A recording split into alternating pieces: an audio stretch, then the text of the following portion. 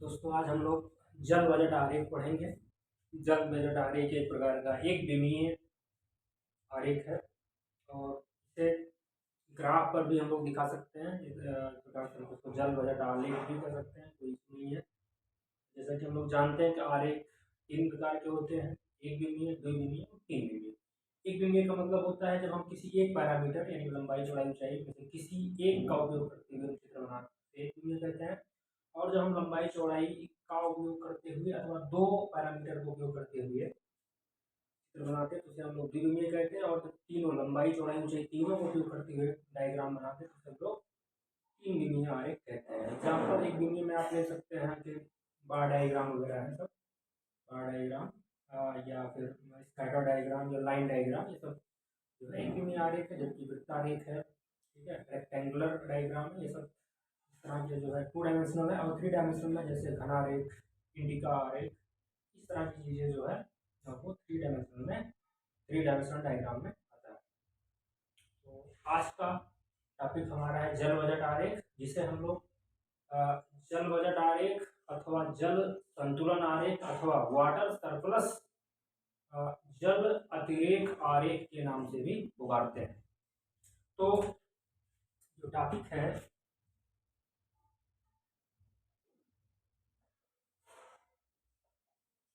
जल बजट आरेख, इसे इंट्रोड्यूस किया था फार्नथोएट ने 1948 में इसे इंट्रोड्यूस किया था। और इसके माध्यम से वो विभिन्न महीनों में जो भी भिन्न महीने जनवरी, फरवरी, मार्च, अप्रैल, मई, जून, जुलाई, अगस्त, सितंबर, अक्टूबर, नवंबर, दिसंबर है, किस महीने में वाटर डेफिसिट है यानी जल की कमी और किस महीने में वाटर जल अतिरेक है, इसको उन्होंने इस आरेख के माध्यम से दिखाने का प्रयास किया है। अब जो सवाल आपके एग्जाम में आ रहा है उसके दो सेगमेंट है। एक सेगमेंट है चित्र बनाने वाला, एक सेगमेंट है आपको टेबल के माध्यम से कैलकुलेशन करना है। तो पहले हम लोग कैलकुलेशन करते हैं, फिर हम लोग चित्र बनाते हैं, ठीक है। तो कैलकुलेशन स्टार्ट करने से यानी सवाल हल करने से पहले हमको कुछ बेसिक चीज़ों की जानकारी होनी चाहिए। जैसे कि हम जानते हैं कि जल बजट आरेख है तो इसमें एक शब्द आएगा वर्षण, दूसरा शब्द आएगा इसमें वाष्पन, वाष्पोत्सर्जन, ये प्रक्रिया। और इससे क्या होता है, वायुमंडल को आर्द्रता मिलती है, वायुमंडल को आर्द्रता मिलती है। अब वाष्पन का मतलब समझ रहे हैं कि डायरेक्ट जो जलीय बॉडी है, वाटर बॉडी है, वहां से जब डायरेक्ट जो है जल का वाष्प में कन्वर्जन होता है तो उस प्रक्रिया को हम लोग वाष्पन कहते हैं। वाष्पोत्सर्जन भी एक प्रकार की वाष्पन की प्रक्रिया ही है, लेकिन ये पेड़ पौधों द्वारा की जाती है। इन दोनों के माध्यम से ये आपको वायुमंडल को आर्द्रता मिलती है, ठीक है। तो बात क्लियर होगी। अब इन्होंने बताया कि वाष्पोत्सर्जन दो प्रकार का होता है। एक होता है विभव अथवा संभाव्य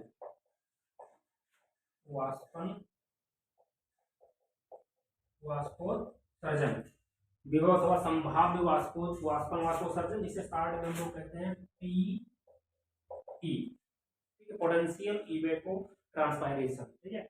एक और है जिसे उन्होंने कहा यथार्थ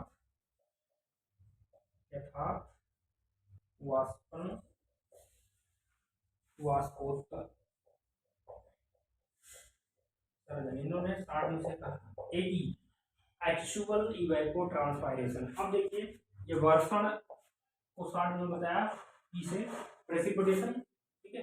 जब इसके माध्यम से वाष्पोत्सर्जन के माध्यम से वायुमंडल में आर्द्रता जाती है तो वही आर्द्रता फिर संघनित जल के रूप में गुरुत्वाकर्षण बल के प्रभाव से सतह पर आती है। यानी कि संघनित जल अथवा हिम गुरुत्वाकर्षण बल के प्रभाव से सतह पर जब आता है तो उसी प्रक्रिया को हम लोग क्या कहते हैं, वर्षण कहते हैं। तो तीन टर्म है जो आपके एग्जाम में जो सवाल आ रहा है उसमें वर्षण का आंकड़ा दे रहा है, PE दे रहा है और AE दे रहा है। तीन आंकड़े आपके प्रश्न में दिखाई पड़ रहे हैं। इन तीन आंकड़ों का उपयोग करते हुए आपको टेबल के माध्यम से, टेबुलेशन के माध्यम से कैलकुलेशन भी करना है, और फिर इन्हीं तीन आंकड़ों का उपयोग करते हुए आपको अलग से एक ग्राफ या डायग्राम बनाना है। तो कोई इशू नहीं है। अब दूसरी चीज़ ये आपको ध्यान रखना है, जब हम लोग कैलकुलेशन करते हैं,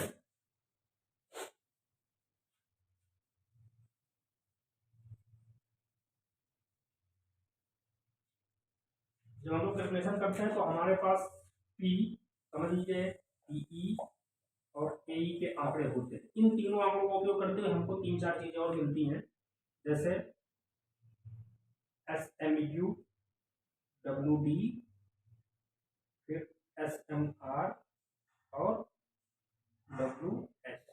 ये चार चीजें हमको मिलती हैं। एस एम यू का मतलब होता है soil moisture utilisation,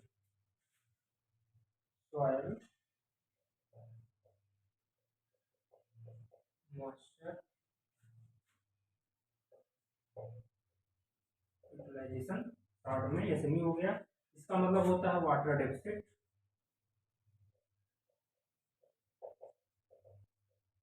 water deficit. इसका मतलब होता है soil moisture recharge,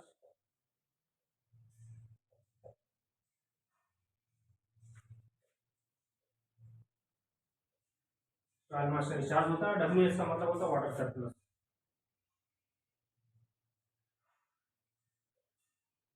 water surplus. ठीक है, तो ये चीजें, ये चार, इन तीनों का उपयोग करते हैं। ये चार कैलकुलेशन आपको, चार तरह के अलग से आंकड़े आपको उपलब्ध होंगे। तो ठीक है, अब देखिए इसके साथ एक इंटरेस्टिंग पहलू ये है कि एक सीक्वेंस में होता है, एक सिस्टम से होता है। जैसे मान लीजिए सपोज दैट कि गर्मी का महीना है, गर्मी का स्टार्टिंग है, पानी नहीं बरस रहा है, तो और वाटर बॉडी जो जलीय सतह पर हैं उनका पेड़ पौधे उपयोग तो कर ही रहे, उसके अलावा जो मृदा में नमी होती है, जिसे आप एसएमयू बोलते हैं, एसएमयू मृदा आर्द्रता उपयोग, यूटिलाइजेशन, इसका उपयोग पेड़ पौधे करेंगे या वायुमंडल करेगा, कोई इशू नहीं है। तो इसके बाद जब यूटिलाइजेशन हो जाएगा मृदा का, तो उसके बाद क्या होगा, डब्ल्यू डी होगा, वाटर डिफिसिट होगा। स्वाभाविक है, जब मृदा की नमी खत्म हो जाएगी तो जल की अभाव या जल की कमी वाली स्थिति प्रकट होगी। फिर जब बरसात का मौसम आएगा तो फिर जब पानी बरसेगा, वर्षण होगा, तो पहले देखिए वो तो टेक्निकली ठीक है, टेक्निकली मतलब व्यवहारिक रूप से दोनों काम एक साथ होता है, रिचार्ज का भी काम होता है और जल सरप्लस होकर के सतह पर ही बहता है। लेकिन टेक्निकली जब हम लोग प्रश्न हल करेंगे तो पहले बर्तन के समय पहले क्या होगा, एसएमआर होगा, पहले रिचार्ज होगा, रिचार्ज के बाद फिर वाटर सरप्लस होगा, और वाटर सरप्लस की स्थिति में फिर क्या होगा, वाही वाही जल तब बहेगा, नालों के रूप में सतह पर बहेगा। ठीक है, सरफेस वाटर के रूप में बहेगा। फिर यही कंडीशन क्या होगा, वाटर सरफेस, फिर नमी, ये हो गया रिचार्ज। फिर जब अगला गर्मी का सीजन आए, गर्मी की स्टार्टिंग में फिर एसएमयू होगा, फिर डिस्ट्रिक्ट होगा, फिर एसएमआर होगा, फिर डब्ल्यूएस। ये आपके चित्र में दिखेगा। ठीक है, इसलिए ये सिस्टम सीक्वेंस को आप जानते रहिए, अभी आपका सहयोग करेगा। तो ठीक है, अब इसके लिए भी जब कैलकुलेशन करेंगे तो इसको निकालने का, इसमें से किसको घटाना है, क्या करना, वो आपको फार्मूला आपको पता चल जाएगा, उसको रट लेना एग्जाम के दृष्टिकोण से। तो पहले हम लोग सवाल दे करके पहले टेबल बनाते हैं और फिर इनका कैलकुलेशन करते हैं। चलिए,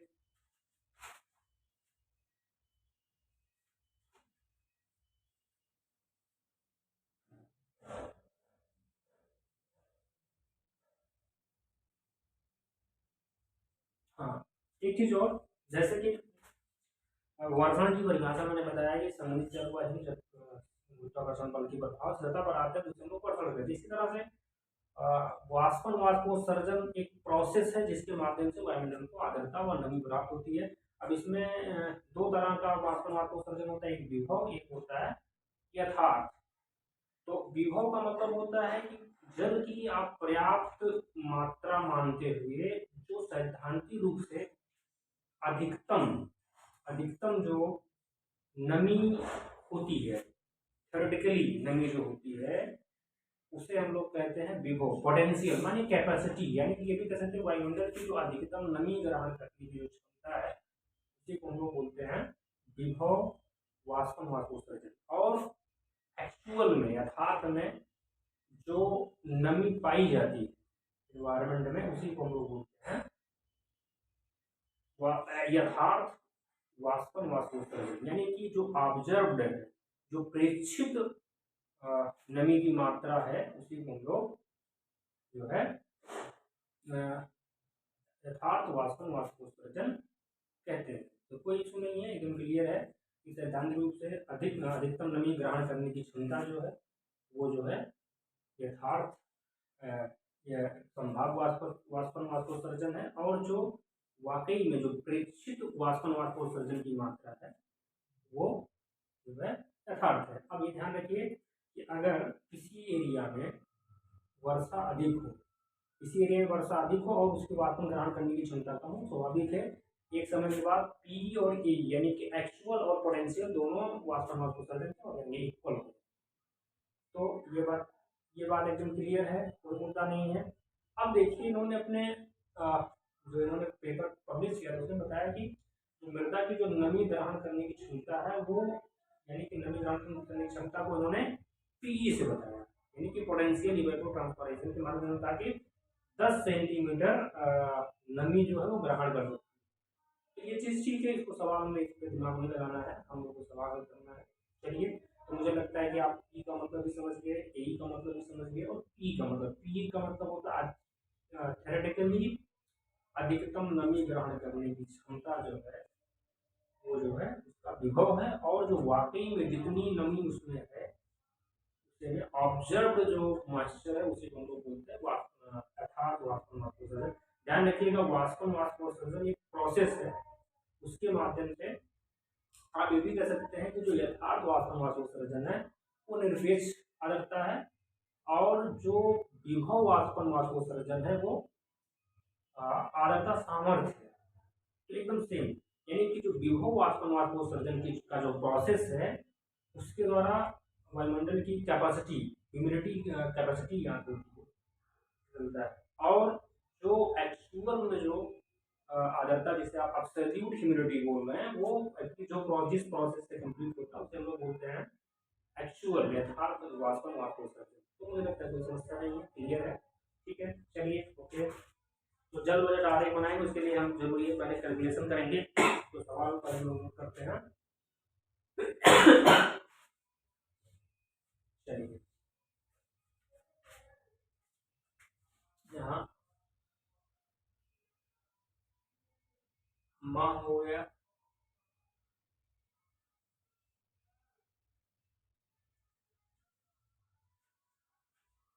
दिख रहा है कि नहीं, ठीक है, दिख रहा है। चलिए, फिर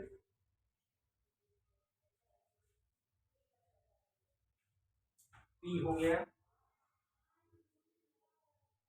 पी, फिर ए ई, फिर पी ई।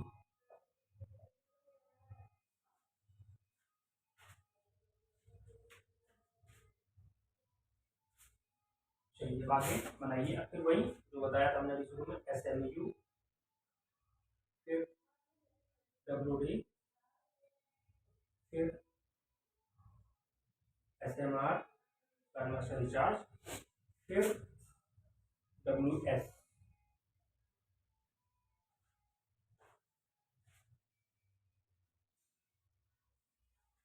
चलिए,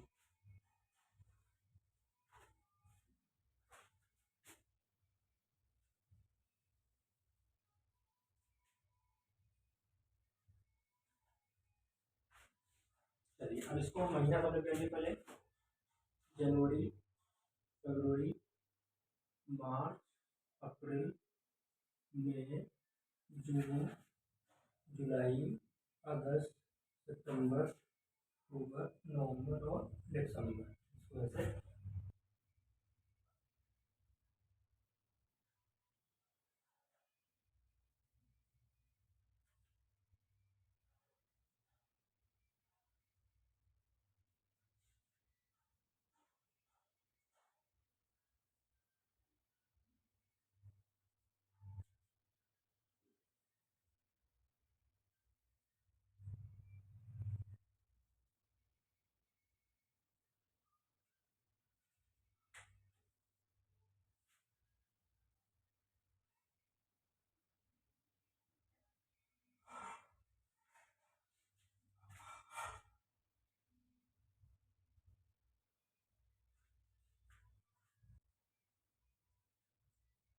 चलिए वहाँ पर नोट करते हैं।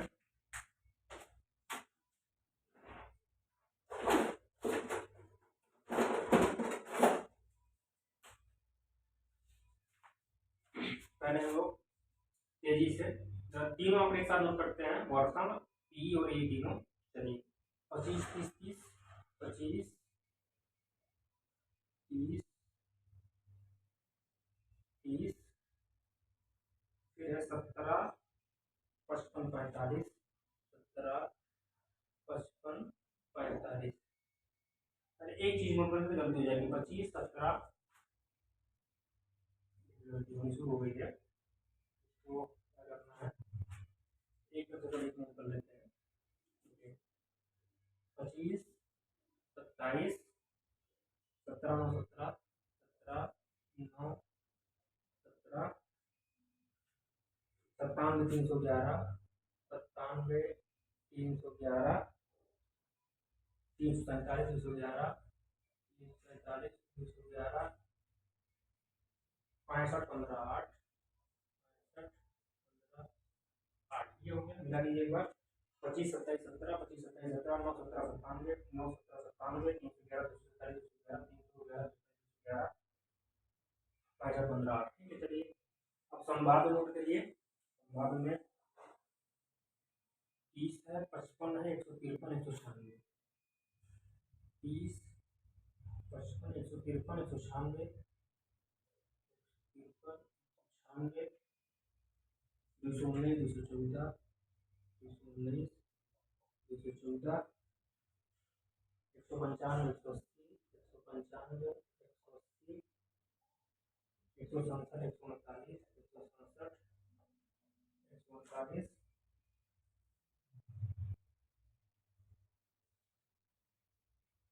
71 30, 71 71 30। चलिए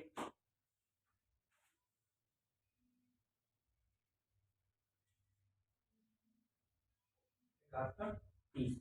चलिए आगे 30 45 77 57, 77 57, 43 106 195, 43 106 195, 180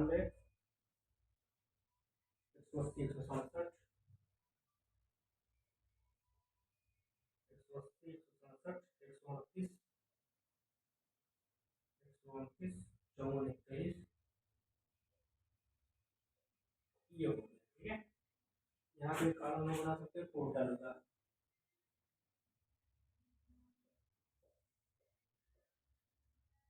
योग ये पढ़ेंगे, तो ये तो आंकड़े आपके हो गए सब। 30 45 77 57, 30 45 77 57, 43 106, 43 106, 195 180, 167, 129 54 21। ठीक है, डी का भी वही गया है, 30 55 153 196, 30 55 195, 199 ठीक है, आंकड़ा हो गया। अब देखिए पहला काम हम लोग का एसएमयू ज्ञात करना है। एसएमयू का फार्मूला है ए माइनस पी। एसएमयू का फार्मूला है ए माइनस पी। ए माइनस पी की जगह पे ये है, इक्वेशन डालना शुरू करिए। तो बताइए ये 5 बताइए 15 के साथ हुआ 8 और 3 से 3 हुआ 1 18, बताइए 4 से 7 हुआ 6 और 4 से 1 हुआ 3। ए माइनस पी ना, ए माइनस पी सॉरी, ए माइनस पी ये है। ठीक है, अब ये बताइए 77 कितना हो गया 60।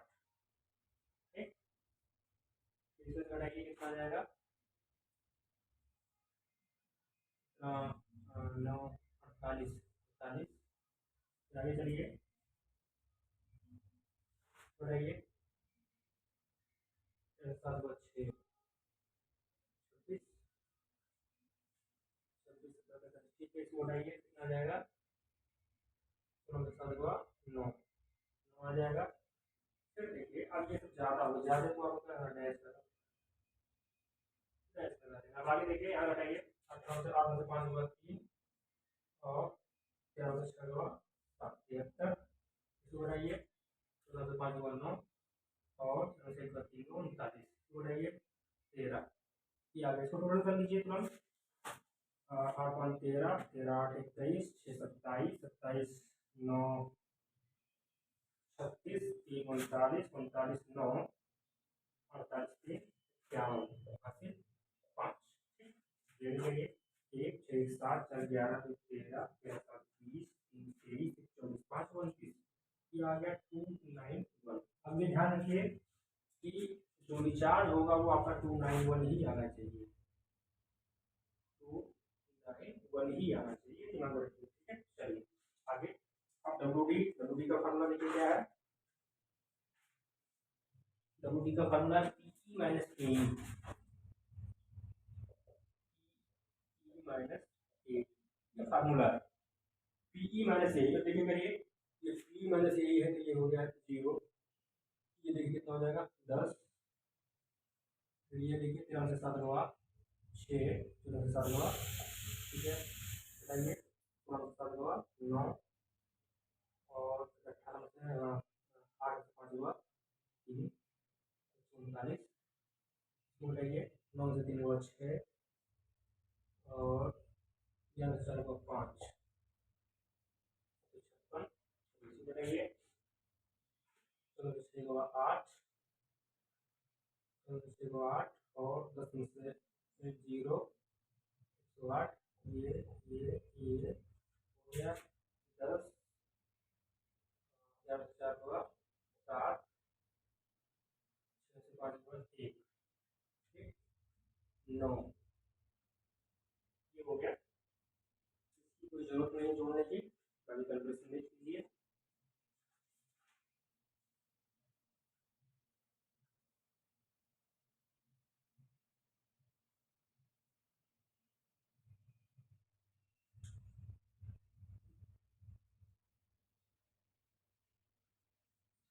देखिए 9 से 3 हुआ 6, 11 से 4 हुआ 7 हो जाएगा। ठीक, अभी जोड़ेंगे तो 545 आएगा। ठीक, तो कोई इशू नहीं। अब देखिए फिर आइए एस एम आर का भी फार्मूला डिस्चार्ज हो गया ना। एस एम आर का फार्मूला देखेंगे क्या है, पी माइनस ए है। एस एम आर का जस्ट उल्टा इसका है, एस, क्योंकि जस्ट उल्टी चीज है ही तो उल्टा होगा। एस एम आर बराबर पी माइनस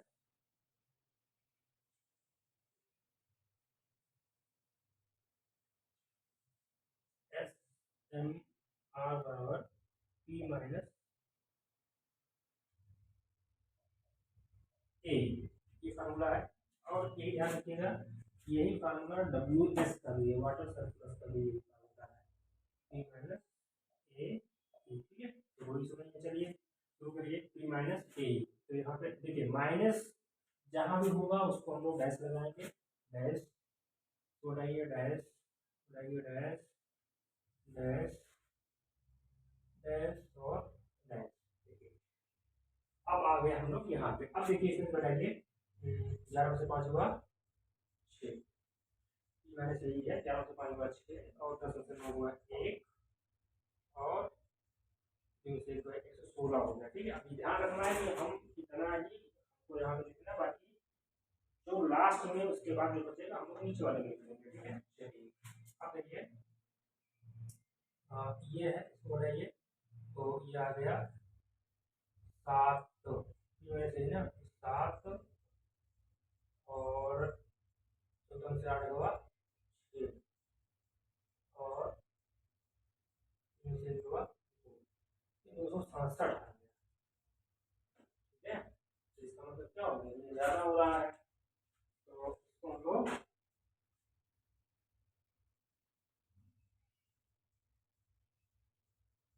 इतना भी है, इससे घटा दीजिए 7 तो 14 से 8 हुआ 6, 167 आ गया।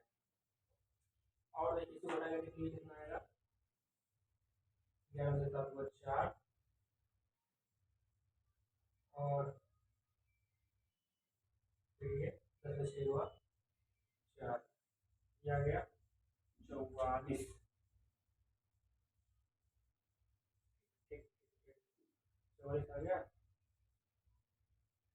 तो हमने घटाया कितना आएगा, 44 आ गया। अब देखिए क्या करना है कि इसको इसको जोड़िएगा, इसको ऐड करेंगे जब आप 167 और 116, 7 13 6 7 और 273 हो गया। अब इसमें से आपको चाहिए कितना, सिर्फ आपको चाहिए 291 पूरा करना है, जिसमें से आपको 44 ले लेना है उतना।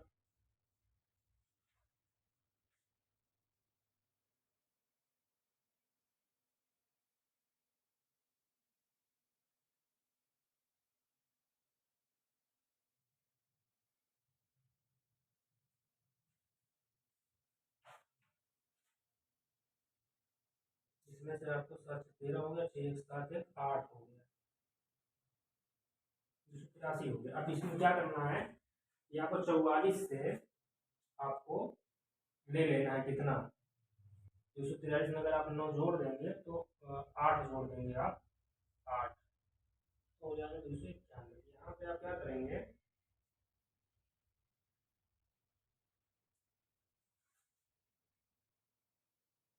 यहाँ लिख दीजिए 08 और यहाँ लिख दीजिए 36। ठीक है, बाकी देखिए सब इसको माइनस कर दीजिए, माइनस कर दीजिए, माइनस कर दीजिए, माइनस कर दीजिए, माइनस कर दीजिए, माइनस कर दीजिए। ठीक है, यानी कि ये वाटर सप्लाई इतना ही जल बहेगा, बस इतना ही दिमाग रखना, ये जल बहेगा। ठीक है, तो कोई इशू नहीं है, आप देखिए को जोड़ेंगे 6 7 13 पूरा हो गया।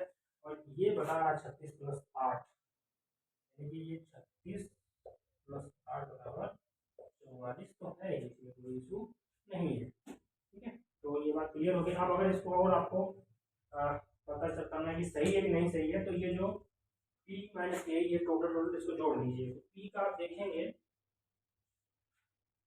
पी का आ रहा है 1149, ये है 1149, और ए का जो आपका है वो है 1113, ये है 1113, और जो आपका पी है वो 1658।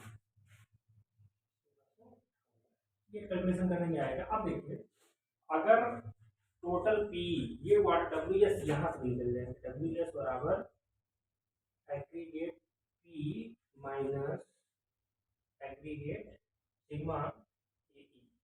अब देखिए एग्रीगेट कितना है, कितना है 1149, 1149 माइनस 1113, इतना घटाएंगे तो भी 36 ही आएगा। इसका मतलब कैलकुलेशन सही है। तो मेरे हिसाब से एकदम ये क्लियर हो गया। और एक चीज आप ध्यान रखिए कि इस महीने में देखिए, ये महीने आपको सब फरवरी, ये सब आपको डेफिसिट दिखेगा। ये देखिए ये यहाँ पर डेफिसिट दिखेगा, बीच में इतना डेफिसिट नहीं दिखेगा, इतना क्या दिखेगा, रिचार्ज दिखेगा। और सितंबर के बाद ही ये आपको यहाँ पे सितंबर महीने में आपको वाटर सरप्लस दिखेगा, यानी जब बहता हुआ दिखेगा। तो कोई इशू नहीं है, बात क्लियर होगी। इस तरह से आपको ये टेबल बना लेना है। जब ये टेबल बन जाए तब उसके बाद आपको जो ग्राफ पे जो आपको फिगर ड्रॉ करना है उसके बारे में प्रयास करिए। मैं थोड़ा सा हिंट कर दे रहा हूँ, बाकी बनाने का प्रयास करिएगा। चलिए,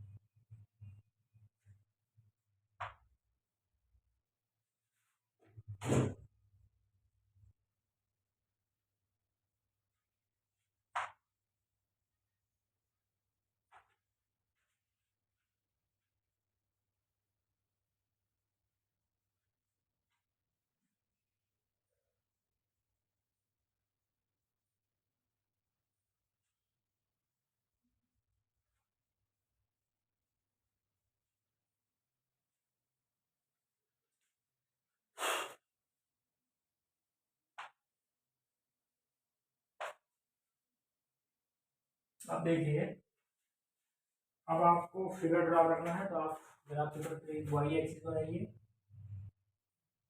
और एक एक्स एक्सिस बनाइए।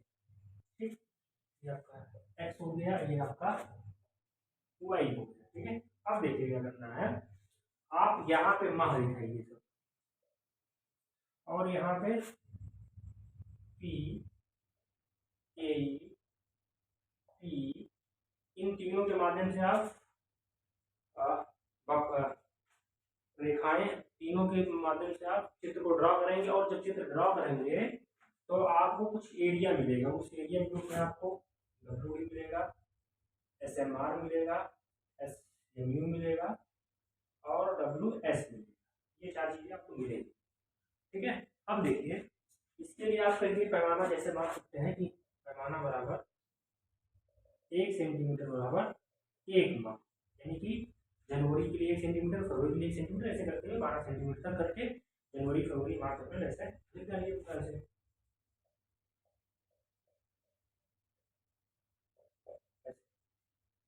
जनवरी, फरवरी, मार्च, अप्रैल, मई, जून, जुलाई, ऐसे सब रह जाएगा। ठीक है, अब देखिए यहाँ पे स्केल आप इनको दें, इसमें मैक्सिमम कितना है, देखिए मैक्सिमम 347। तो अगर हम पैमाना मान लें 1 सेंटीमीटर बराबर 20 मिलीमीटर, तो 1 मिलीमीटर बराबर 2 मिलीमीटर।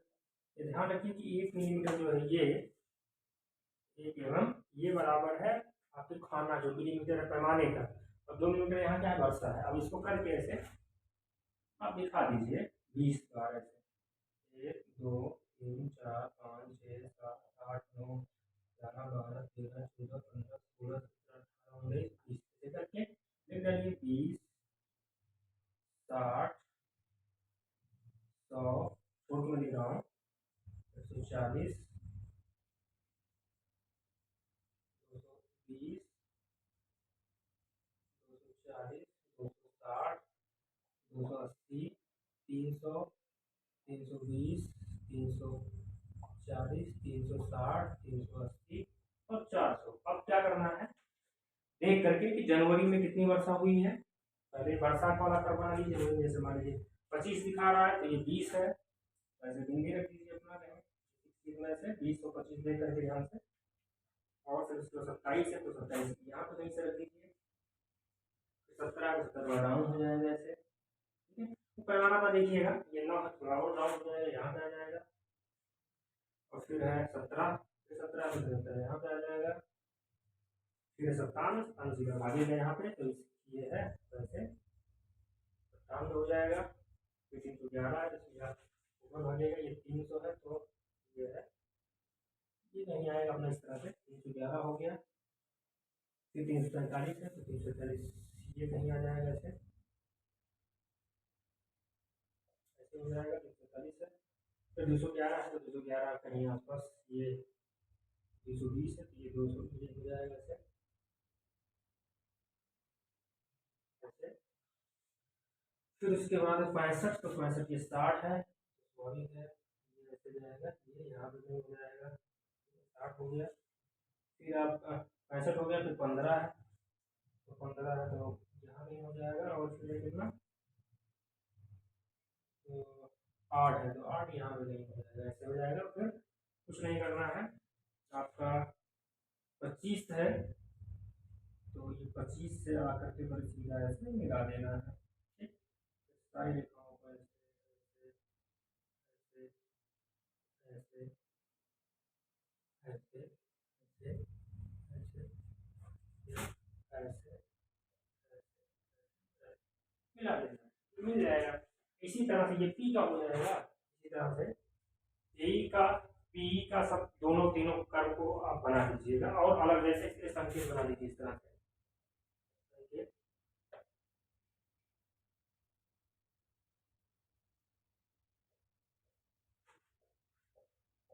है, ये मान लीजिए पी है, ये मान लीजिए ए है, ये बी है, ये मान लीजिए एस एम यू है, ये डब्ल्यू डी है, ये एस एम आर है, ये डब्ल्यू एस है। तो इसको मान लीजिए लाइन से जैसे दिखा दिया हमने, इसको ऐसे दिखा दीजिए, तो आप इसको थोड़ा सा और ऐसे लंबा लंबा दिखा दीजिए। ठीक है, ये हो जाएगा। अगर सिंगल के लिए आप क्या करिए, ऐसे दिखा दीजिए, वाटर डेफिसिट 41 हो रही है, SMR है, तो ये क्षेत्र है तो सूत्र ऐसे दिखा दिया, क्षेत्र है नहीं, और वाटर सरप्लस है, कलर कर दीजिएगा पूरा, ऐसे बढ़िया कलर कर दीजिएगा। तो तीनों रेखाओं का जब उपयोग करेंगे तो कहीं कहीं वो एरिया आप खोजेंगे, इस तरफ से खोजेंगे तो मिलेगा।